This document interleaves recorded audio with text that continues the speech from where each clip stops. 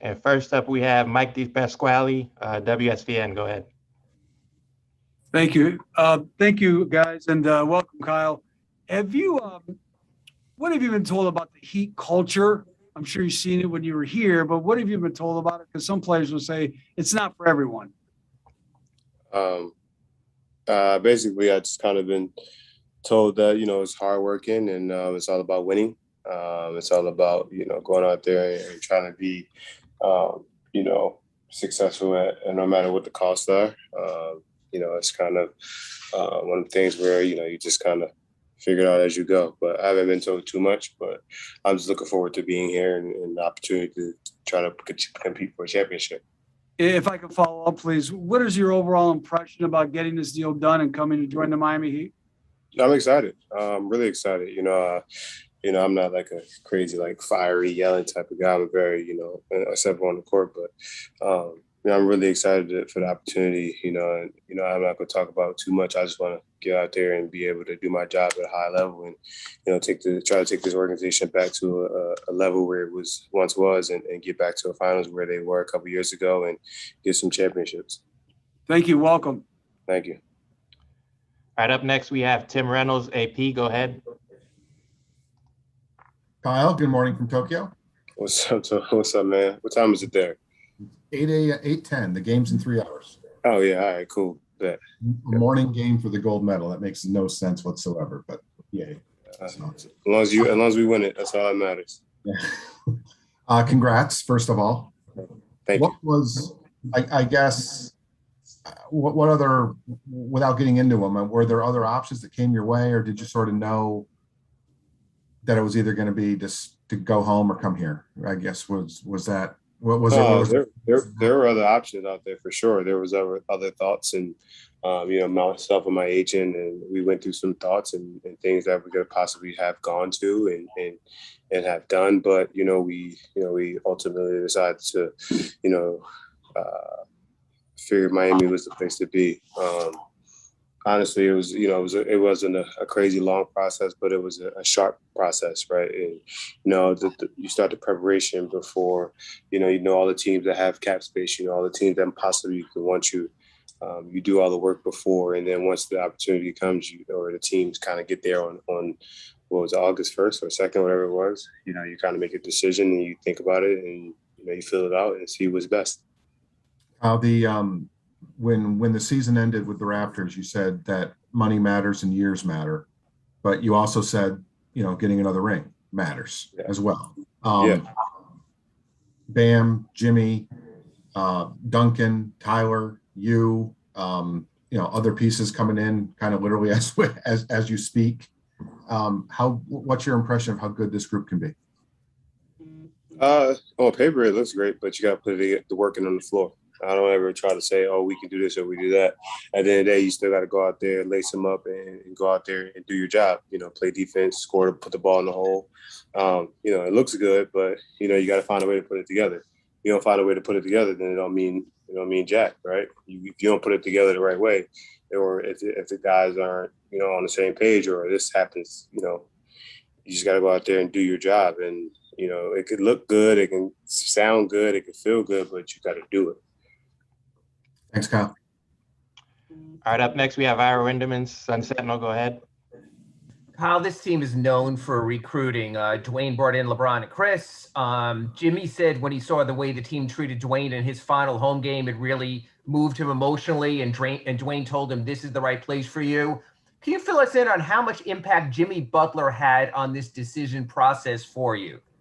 A lot. Myself and Jimmy go back a ways now, and me and Jimmy, we've talked about this for a long time now, and he kind of was continuing to chirp about it and talk to me about it. But as a true friend, right? He doesn't matter. It doesn't matter what decision I made. He was going to support me, but he was really on me about coming to the Heat and kind of fulfilling some things that we've talked about before, and trying to possibly play together. And now that the opportunity is here, I'm looking forward to the opportunity. To actually getting back on his team, and besides the Olympics game, where now we every single day, going to work and battling against other teams in the NBA and trying to get to the highest level. some people around here call Pat Riley the Godfather, but in a way, I guess you're the Godfather too. After Jimmy named you the Godfather for his daughter, Yeah. is this a package deal that you get to be Godfather, but you have to show up at some point in Jimmy's career? No, no, that's a good point, but no, it was really him calling me and asking me to be the Godfather was kind of one of the things where it's like, are you serious, man? And, it's an honor for me to be able to to do that and to be a part of his daughter's life and to be a part of his family and growing family. And he knows that one thing about it is if anything ever happened, God forbid, God willing, never does, that I'll hold it down. And that's an important factor into myself and him. Thank you very much. Welcome. Thank you. Appreciate it. All right, up next we have Anthony Chiang, Miami Herald. Go ahead. Hey Kyle, welcome. How you doing? Good. Point guards and centers usually have a pretty symbiotic relationship. Just from watching Bam and his game, like how do you feel like you could help him and his development, and how do you feel like his game maybe could complement yours? Wait, you're kind of say that. Start the question over again. Point guards and centers usually have a symbiotic relationship.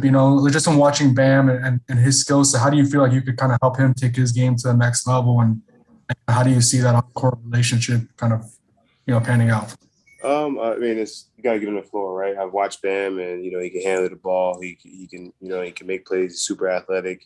He's high energy. He wants to win. He's competitive. For me, I think just kind of helping him be in better spots and getting easier looks, right? Getting layups and dunks, and giving him the confidence to shoot the 15-footer, when he's open, right? Shooting that little floater, and possibly expanding your game out to the three. For me, it's just about building confidence, and that's a big thing for how I operate. Is I want to build everyone's confidence up to make sure that you're basically feeling like Superman out there, and no matter what the situation is, the time score, I want you to feel like you can do whatever you need to do to help our team win. And that's what I think I could do for him. And he's going to do a lot for me, right? He's going to give me some open looks. He's going to set good screens. The bigs aren't going to help as much because he's a lob threat. So it's a relationship that can really benefit each other. All right, up next, Doug Smith, Toronto Star. Go ahead. Dr. Lowry, how are you, sir? What up, Dougie? I'm good, thanks. At what point was a return to Toronto not possible, and why? I don't know if it was at any point that it was kind of that. I think, throughout the season, myself and Masai, we had great conversations, and, congratulations to Masai getting his deal done. And he was very open with me, and I was open with him, and we just continued to keep an open dialogue no matter what was going on. And I think the direction that Toronto is going in is, they want to give the opportunities to, Freddie, Pascal, OG, couple the young draft picks they have, an opportunity to see what they can do. And, they have some great core pieces, and I spoke about it. They're in great hands, in great shape. And it wasn't that it wasn't an option. It was just a situation where, for me, it was the opportunity to do something different, to put myself in a spot to, have my family, my kids grow and be happy, and just, take the time to turn the page in the book. How are you going to remember your time in Toronto? I don't know, Doug. I'm not, honestly, I'm just being honest. I'm not looking forward to that first game coming back because I know I'm going to get tribute and I know I'm going to cry. So I'm not looking forward to it. But how I remember my time there is that it was home, and it really will always be home. The fans, the friends I made, the people I met throughout my time, the relationships I've built, the communities that I helped, and the people that I helped in the communities. It's hard to kind of put that into perspective of one, kind of sentence or paragraph. It's a culmination of just a lot of things. And when I retire, I'll kind of go back and really think about everything that I've done for that place. And it's too much to put into words. Yeah, I got an idea. Good luck, man. Thanks. Thanks, bro. I appreciate it. All right, up next, we have Michael Grange, Sportsnet. Go ahead. Kyle, great to see you. Congrats on your deal, man. That's awesome. Thank you. Appreciate it. You've been through free agency a number of times, and this is the time it ended up. Things kind of were all lining up in your favor. What was that like going through that process where you knew you were going to have your choice? You could make a decision based on things that were important to you. And how appreciative were you of that moment, to all the work you've done to get to this stage where, you could kind of call your shot a little bit? It just happened to work out that way. And I've always continued to try to put myself in a position to be successful, whether that's on the court or off the court. And,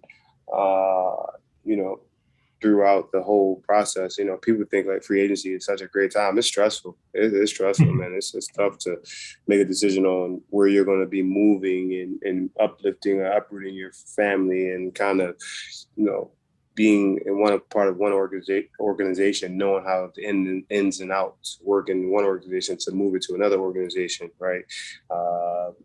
Finding houses, schools, and all that stuff. It's a tough decision. And it's really kind of nerve-wracking. And for me, it just was like, I sat back and watched it, and, the opportunity for me, to be wanted, it was cool, right? Because I put myself in a position to show people that I'm a winner, and no matter what happens, I'm going to try to help a team win. And, to be wanted is always a great feeling, no matter what the situation is in life.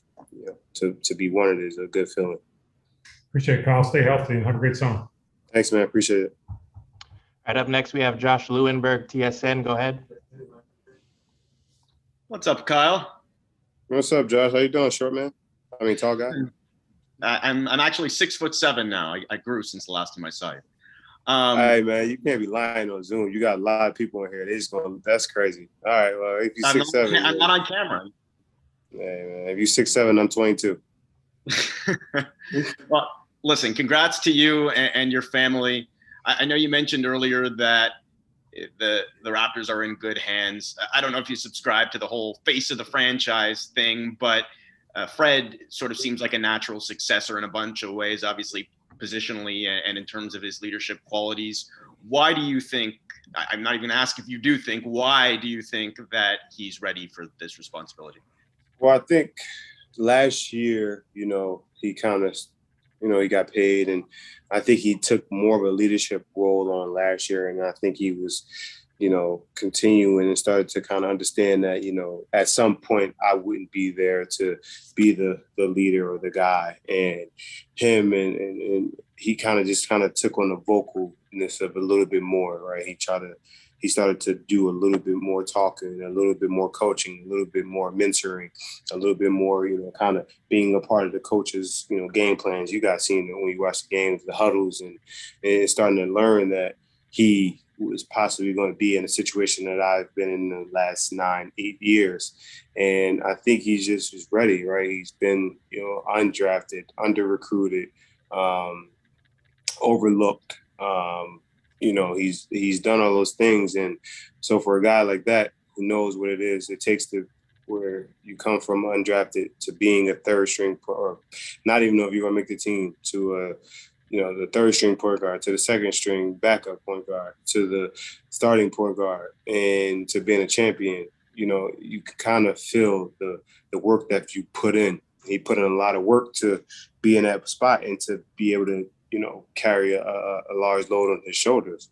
When you come from the situation he come from, and similar to me, it's like, I know what I've done, and I know the work I put in, I know the situation that I'm going to be in, and I'm ready for it, to take the charge and to be that guy. Thanks for everything, man. Best of luck in Miami. Ain't no problem, man. Thank you, Josh. All right, up next, we have Ethan Skolnick, 5 Reasons. Go ahead. Hey, Kyle. It took you a bit of time to kind of find the perfect place for you in the league, and it turned out to be Toronto. It seems like that's happened for Jimmy in Miami to a certain degree. Where does the bond for the two of you come from? Why did you become such close friends? And I know you mentioned you have played together All-Star and USA, but how do you think it'll be on the court between the two of you playing every day together? fiery. That's how it's going to be on the court every day. But, I think just having a common interest in the love of the game and how hard we work and how much we want to win. I think that was kind of like the first kind of, us being on the same page, like, yo, this guy really wants to play hard, and the competitive nature of trying to not let each other score, kill, help our teams win, do whatever it takes to win. That is where your relationship is started, because there's a common interest in winning, and that's all we're both about, is winning. We talked about it, and then we just kind of got really cool. And when you're find someone that's just genuine, and genuine about who they are and what they want, and it's very as blunt as Jimmy is, as you guys know.